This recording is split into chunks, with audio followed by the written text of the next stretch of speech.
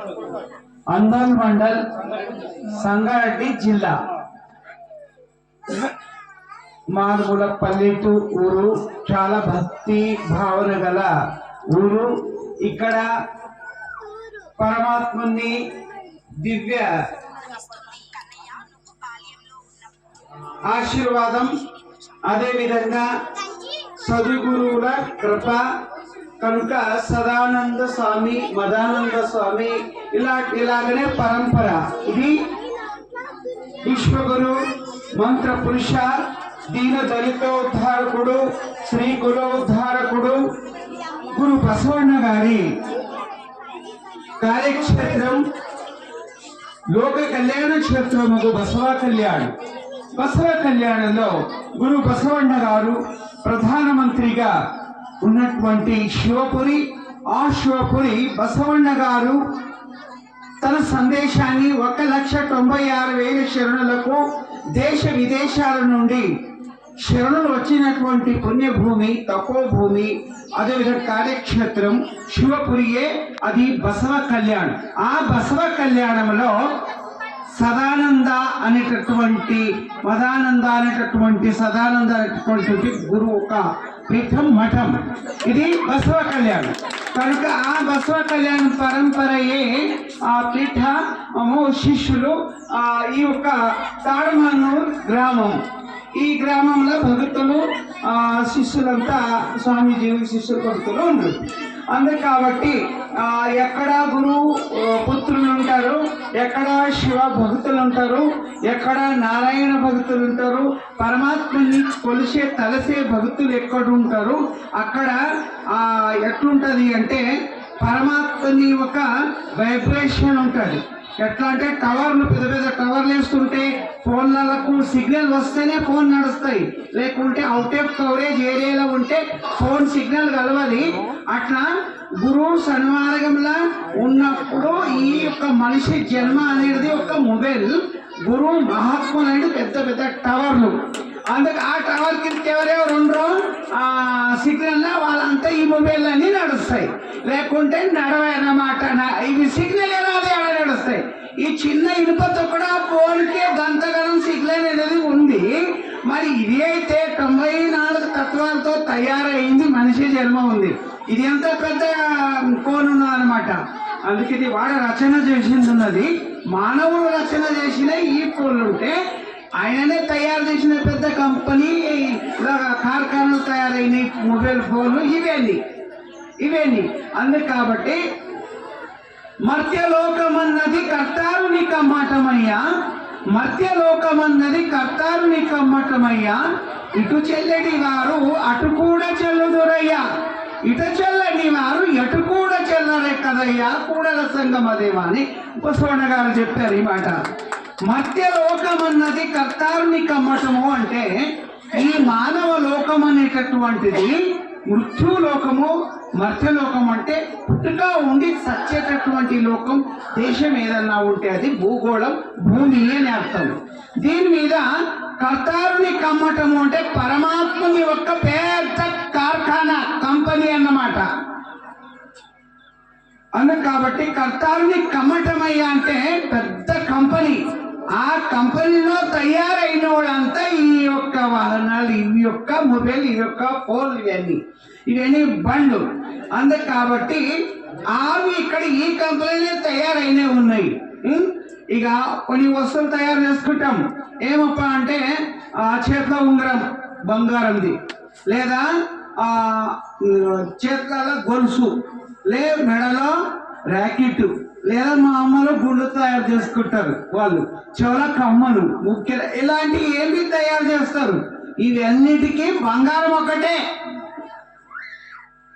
రకరకాలు తయారు చేసుకున్న డిజైన్, కానీ బంగారం అంతా ఒకటే। ఏది తులం ఉండొచ్చు, ఏది 6 మాసాలు ఉండొచ్చు, ఏది 1 మాసమే ఉండొచ్చు, కానీ అంత బంగారమే కదా।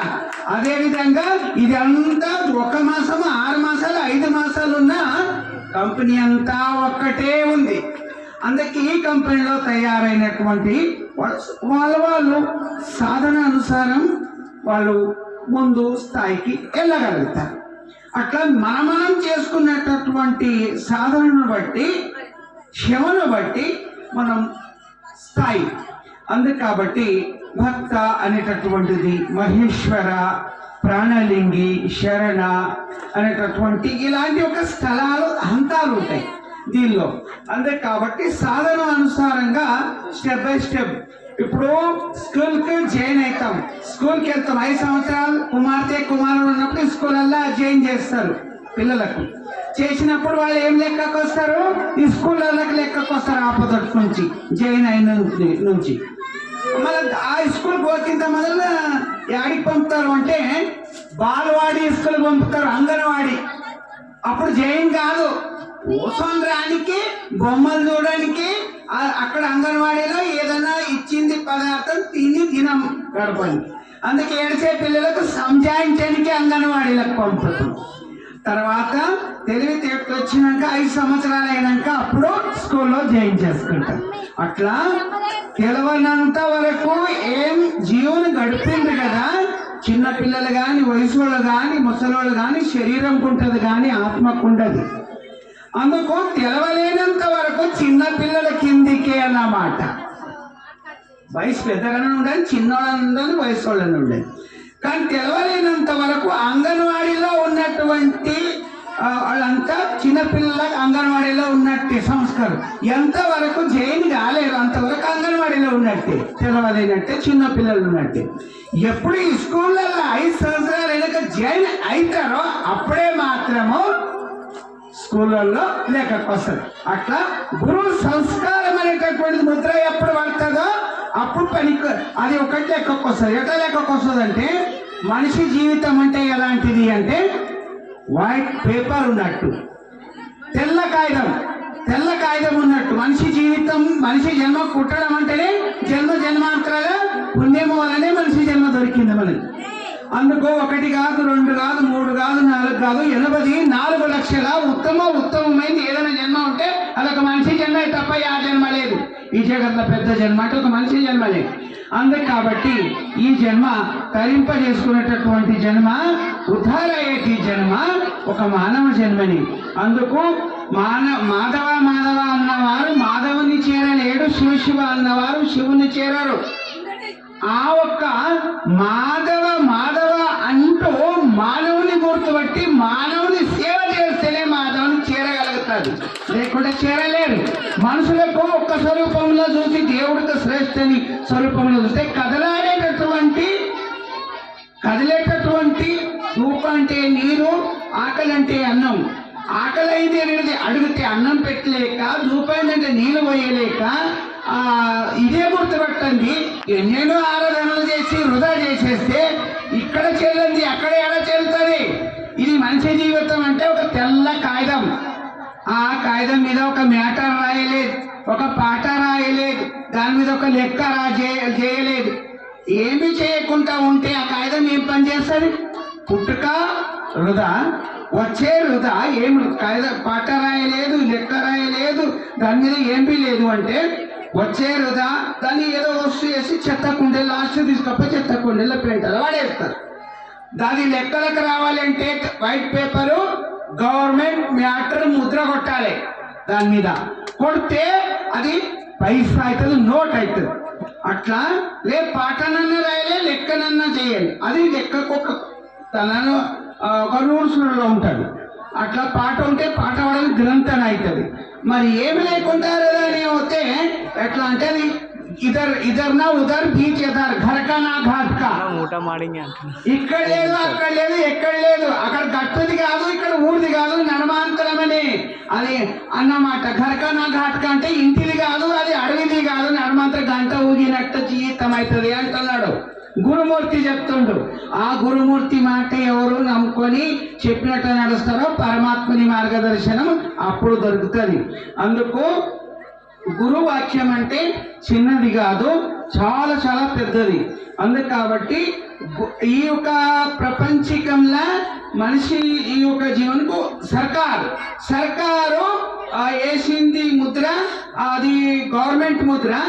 ఇటు మరి అటు 2 దిక్కు ముద్ర వేస్తాడు, అది చలామణి అవుతుంది. అట్లా ఈ మర్త్యలోకంలో మనిషి పుట్టిన తర్వాత ఈ మనిషికి కూడా గురువు అనే సర్కార్ ముద్ర కొడితేనే ఇది చలామణి అవుతుంది. లేకుంటే ఈ మనిషి జీవితం ఇక్కడ ఒక మాట మీరు చెప్పాలి, ఒక్కసారి జగత్తులో మన ఆడపిల్లలు కానీ మగపిల్లలు కానీ అందరూ ఉన్నాం. పుట్టినము అన్నప్పుడు ఒకరోజు ఖాళీ చేయవలసిందేనా? ఏమి ఇక్కడనే ఉండడానికి వచ్చిండ్రా? ఎవరైనా ఉన్నారా మన ఊర్లో, పక్క ఊర్లో, తెలంగాణ, కర్ణాటక, మహారాష్ట్ర, ఈ భారతదేశం ఇది ఎంతవరకు దృష్టి కనిపిస్తుంది? ఈ సృష్టిలోనే ఎవరైనా పుట్టినోళ్ళు ఉన్నారా? ఇక్కడనే లేదు. వచ్చిన తర్వాత మళ్ళీ వెళ్తుండ్రు కదా, ఇంతే గుర్తున్నది మనకు. వాళ్ళు పోయిన వాళ్ళు ఎక్కడ వస్తుండ్రు, మళ్ళీ వస్తుండ్రా లేదా అని తెలియదు. అందుకు దీని పత తెలుసుకోవాలంటే మొదలు ఏం చేయాలి అంటే, గురువు చూయించనిదే కనిపించేదన్నా చాటి చెప్పినది ముకుతి. గురువు చూయించనిదే కనిపించదన్నా చాటి చెప్పింది, చాటి చాటిగా గురువు చెప్తుండు. ఏమని అంటే, పుట్టినప్పుడు మనిషికి 9 నెలలు తల్లి గర్భములో ఉన్నప్పుడు జన్మ జన్మాంతరములు అన్ని ఎన్ని జన్మ ఎత్తినా ఏమేం చేసినా అన్ని జ్ఞాపకం ఉంటాయి, అన్ని తెలికలి ఉంటుంది పిండం. ఈ భావబంధనలోకి వెళ్ళి మలమూత్రాలు ఈ శరీరంలోకి వెళ్ళి 2 చేతులు జోడించినందుకు బయటికి పరమాత్మ నాకు అన్ని కొడుతున్నాయి. ఈ మనిషి జన్మకు వచ్చిన జన్మాంతర పుణ్యం వలన మనిషి జన్మకు వచ్చిన ఈ దారం నుంచి బయటికి పారే అనేది పరమాత్మనికి అన్ని కోరుకుంటుంది. ఈ జీవాత్మ ఈ తల్లి గర్భమున ఉన్నప్పుడు ఈ పిండం అన్ని మాటిచ్చి వస్తుంది, ఆ ధ్యాసలో ఉంటుంది. ఈ మర్త్యలోకంకు తల్లి గర్భం నుండి వాయు ప్రసారం వలన ఆ ఒక పిండం బయటికి వస్తుంది. 9 నెలలుగా తక్షణమే బయటికి రాగానే అది ఆ పరలోక పరమాత్మ ధ్యానంలోనే ఉంటుంది, ఇక్కడ ధ్యానంలో ఉండదు. ఇక్కడ రాగానే ఇక్కడ మనసుని ఏం చేస్తారంటే, మా ఒక్క లోకానికి మనలోన మన దేశంకు మన అందరిలో ఒక కొత్త రూపం వచ్చింది అని వీళ్ళంతా నవ్వుతా ఉంటారు. అది ఆలోకంది ధ్యాస ఉంటుంది. అప్పుడు వీళ్ళంటారు, నేను బతికిందో సచ్చిందో, ఇది మనదో ఏమో అక్కడదో అనుకొని వీళ్ళు గాబరపడతారు. అప్పుడు ఏం చేస్తారంటే, కాలు మీదికి లేపి తల కిందికి చేసి నీళ్లు తీసుకొని మూతికి కొడతారు, లేదా 2 చెంపల మీద కొడతారు, లేదా ఈ గుండెకాయ మీద కొడతారు, ఈ నరాలకు కొడతారు. ఏం బతికి ఉందా, ఇదేం సచ్చి ఉందా కొట్టినప్పుడు అప్పుడు అది ఆ లోకము ధ్యాస మనిషి కర్రమని ఏడ్చి నాది పోగొట్టుకుంటే అని ఏడుస్తుంది. అప్పుడు పోగొట్టుకుంటే అని ఏడ్చినప్పుడు ఇక్కడ ధ్యాసంగా పడుతుంది, అక్కడ లోకం తెలుస్తుంది. అందుకు కాబట్టి అది మనిషినందుకు కావాలి గురువు, మనిషినందుకు కావాలి గురువు. మనం పోగొట్టుకుంటే కదా ఇక్కడ వచ్చిన తర్వాత మరపు వచ్చిన దానికి ఆ మాయ తెర మంచి తెర అనేటటువంటిది దూరం చేయాలి అనేటటువంటి అది గురువు కావాలి. అందుకు గురువు వలనే మనిషికి తెరువు దూరం అవుతుంది. ఇది గ్రహించుకొని ఇది గవర్నమెంట్ మ్యాటర్. ముద్ర ఎట్లా వేస్తే పైసా చలామణి అవుతుందో, సిక్క 1 రూపాయి, 5 రూపాయలు సిక్క, అథవా 10 రూపాయల నోటు, 100 రూపాయి, 50 ఇట్లా ఇలాంటి నోటు మీద ముద్ర ఎట్లా వేస్తే 2ది చలామణి అవుతుందో, మనిషి జీవితం కూడా గురువు సంస్కారం అనేటటువంటి ముద్ర ఉంటే ఇటు చెల్లితే అటు చెల్లును, ఇటు చెల్లకపోతే ఎటు చెల్లదు. అందుకే మర్త్యలోకమందు ఈ యొక్క మర్త్యలోకమందు ఎలాంటి ఈ భూమి మీద ఈ జీవాత్మ అనేటటువంటి ఈ మానవ శరీరంలో పుట్టినందుకు చాలా చాలా పుణ్యము. అన్ని జీవ జంతువులలో శ్రేష్టమైన ఒక మానవ జన్మ. అందుకే జన్మ వృధా చేసుకోకుండా, అందుకు పుట్టినప్పుడు బాల్యావస్థ, పెద్దగా అయినాక యవ్వన, తర్వాత వృద్ధాప్యం వస్తుంది. అందుకు కాబట్టి శరీరానికే తప్ప ఆత్మకు రాదు వృద్ధాప్యము, బాల్యము, యవ్వనం. ఇలాగే శరీరంకి వస్తుంది, అది స్థిర స్థాయి. దాని గురించి గ్రహించాలి. ఈ రోజు పొద్దున్న నుంచి సాయంత్రం కార్యక్రమంలో అడావిడిగా ఉండదు. సాయంత్రం పూట అయింది, పొద్దు పోతుంది, చీకటి పడుతుంది, బాధపడేది అవసరం లేదు. సూర్యుడైతే అస్తమించే సమయం అవుతుంది. రేపు వస్తాడో రాడే అని భయపడేది మాత్రం అవసరం లేదు. మీకు భరోసా అయితే ఉన్నది కదా, రేపు సూర్యుడు వస్తాడా రాడా? మీ అందరు ఇక్కడ రేపు సూర్యుడు వస్తాడా రాడా? వస్తాడు. అట్లా ఈ ఆత్మ కూడా చిరస్థాయి. हम अनादि काल से शुभ अशुभ कर्म के अनुसार जन्म ग्रहण करता है। సత్కర్మ దుష్కర్మ అనుసారం ఆది అనాది నుండి కర్మ అనుసారంగా జన్మధారణం చేయవలసి వస్తుంది, మళ్ళా కొత్త జన్మ వస్తుంది. దసరా పండుగ రాగానే అడావిడి, మనకు దసరా పండుగ సంవత్సరంకి ఒకసారి దసరా పండుగ రాగానే అడావిడి. ఏం అడావిడి అంటే పాత బట్టలన్నీ పక్కకు పెట్టి కొత్త బట్టలు వేసుకున్నాలి అనే అడావిడి. సంవత్సరంకి ఒకసారి పండుగ. ఈ శరీరానికి బట్టలు మాత్రం కొత్త వేసుకుంటున్నాం కదా, ఆత్మ కూడా ఒక్కసారి వేసుకున్న శరీరం అనే బట్ట ఈ జన్మకు వేసుకోవచ్చినాక ఒకసారి వదిలిపెట్టేసినాక మళ్ళా కొత్త బట్ట వేసుకున్నానికి పాత బట్ట వదిలిపెట్టి కొత్త బట్టని కొత్త జన్మ తీసుకువచ్చేది. వచ్చేవారు చిన్న పిల్లలై వస్తుండ్రు, వెళ్ళేవాళ్ళు వయసు వెళ్ళిపోతుండ్రు. ఇది పాత బట్టలు, వచ్చేవాళ్ళు కొత్తవాళ్ళు. కనిపిస్తున్నది కదా వచ్చేవాళ్ళు ఎవరు, వెళ్ళేటి వాళ్ళు ఎవరు.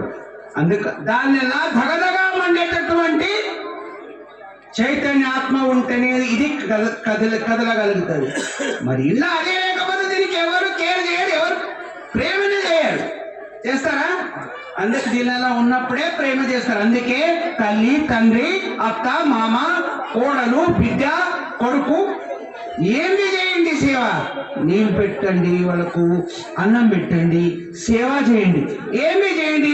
ఇలా జీవం ఉన్నప్పుడే చేయండి. పోయిన తర్వాత వాళ్ళు పోయినాక ఫోటోలు పెట్టి గారాగారాగారే తింపిందే దింపుడు, తుడిచిందే తుడుచుడు, పూలమాల వేసిందే వేస్తుడు, పొగ పెడతా, అగరబత్తి పెడతా, పూలలు పెడతా, అది చేస్తా ఇది చేస్తా.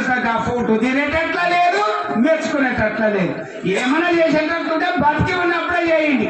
పోయినాక ఏం చేసినా అంతా వృధనే. ఏం పూజ చేసినా వృధనే అంటారు. ఆ మనసుకైతే రాదు, గురు మనసుకు రాదు, నా మనసుకు కూడా రాదు. బతికి ఉన్నప్పుడు పెద్ద మనుషులు ఉన్నారు, బతికి ఉన్నప్పుడు మీరున్నారు, మీ పిల్లలు మీ యొక్క అట్లా పుట్టిన ఇల్లు విడిచిపెట్టి భర్త ఇంటికి వచ్చింది కోడలి పిల్ల, మన ఆడపిల్ల మళ్ళొక్క ఇంటికి ఇస్తాం. అక్కడ పోయినాక వాళ్ళే అమ్మనని మన ఇంకెవరు. అట్లా మన ఇంటికి ఒక కోడలి పిల్ల వచ్చింది, మనం కూడా పిల్లలాగా చూసుకోవాలి. వాడు అత్త మామకు తల్లి తండ్రి లాగా. భర్త పతి ప్రత్యక్ష దైవం, శివ పార్వతి సతీ పతులు మనసు ఒకటై చేసిన భక్తి శివునికి నచ్చదు. సతీపతులు చేయని భక్తి నచ్చదు. ఎట్లా అంటే బండి ఉంటది, బండికి రెండు పయ్యలు ఉంటాయి కదా, అట్లా ఒకటి పయ్య చిన్నగా పెట్టి ఒకటి పెద్ద పెడితే చిన్నదాని మీద లోడ్ పడదా. అట్లా సతీపతులు అంటే రెండు పయ్యల్లాగా సమానంగా ఉంటే బండి నిదానంగా నడుస్తారు. అట్లా సతీపతులు భార్య భర్త అంటే కూడా రెండు చక్రాలు ఉన్నట్టు, రెండు పయ్యలు ఉన్నట్టు బండికి. అట్లా సంసారంకు కూడా అలాగని సతీపతి పార్వతీ శివుడు అన్నమాట భార్య భర్త అంటే. ఏది అనుకొని చేస్తే సంసారం, లేకుంటే పెద్ద సాగరం. అట్లా ఈత వచ్చేస్తే దాటొచ్చు.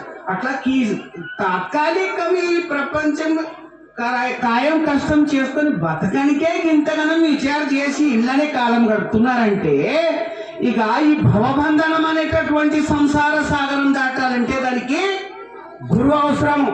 ఈ కట్టె యావదో వస్తువుతోని తీసుకొని దాటాలి. మనం ఏట్లలో నది దాటాలంటే ఒక పడవ వేసుకొని, ఒక టోకరీ వేసుకొని, ఒక టాప్ వేసుకొని ఇట్లా దేవుకుంటా అవతల దాటవచ్చు. కానీ ఈ భవబంధనం అనేటటువంటిది దాటేది గురువుల మార్గదర్శనం తప్ప దేవే మనకు మనం దాటలేదు. అందుకే కంపల్సరీ గురువు కావాలి. గురువు లేనిది తెలుగు తెలియదు.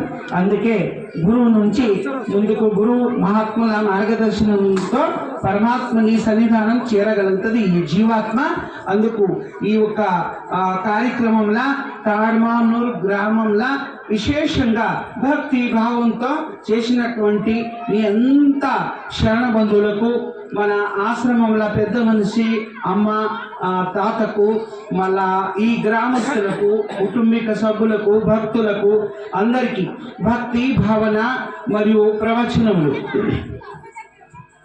మనిషి జీవమానమున ఎన్ని ఉన్నా మనశ్శాంతి లేకపోతే ఎసుంటి జీవితం ఉంటుంది. అంటే నాకు పైస ఉంది, బంగారం ఉంది, భూమి ఉంది, ఇల్లు ఉంది, పిల్లలు ఉన్నారు, భార్య ఉండరు, బంధు ఉంది, బలగం ఉంది, అందరూ ఉన్నారు.